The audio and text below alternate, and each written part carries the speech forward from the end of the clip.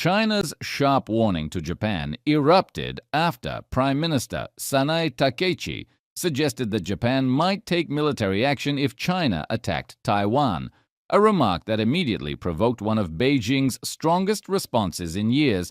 China's foreign ministry accused Japan of making extremely dangerous and provocative statements, stressing that anyone who challenges China's bottom line on sovereignty will face what it described as a firm, direct, head-on blow, shattered against a great wall of steel formed by its 1.4 billion citizens.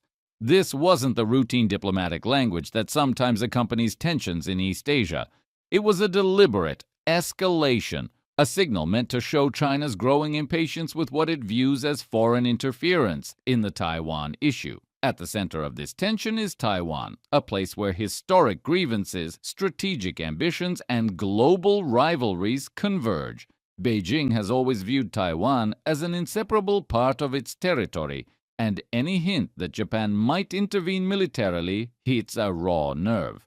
This is why China summoned Japan's ambassador, accusing Tokyo of violating international law, damaging the post-World War II order, undermining the One China principle, and eroding the political foundation of China-Japan relations.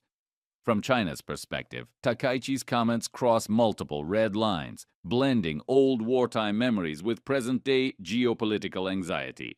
But Beijing's reaction goes beyond just Taiwan. Chinese officials have become increasingly vocal about Japan's shifting security posture, pointing to discussions within Tokyo about the possibility of acquiring nuclear submarines and the ambiguity surrounding Japan's 3 non-nuclear principles. To China, these developments suggest that Japan is rearming in ways that could alter the strategic balance of the Asia-Pacific. Beijing worries that Japan's evolving defense strategy, coupled with its alliance with the United States, could form part of a broader containment effort directed at China. At the same time, China expressed concern about what it describes as extreme and hostile comments directed at its diplomats in Tokyo, urging Japan to take the issue seriously and ensure their safety.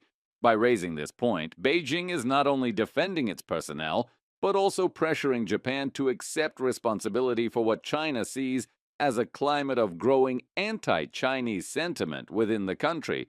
The United States also emerges as a key player in this unfolding drama, particularly after approving new arms sales to Taiwan.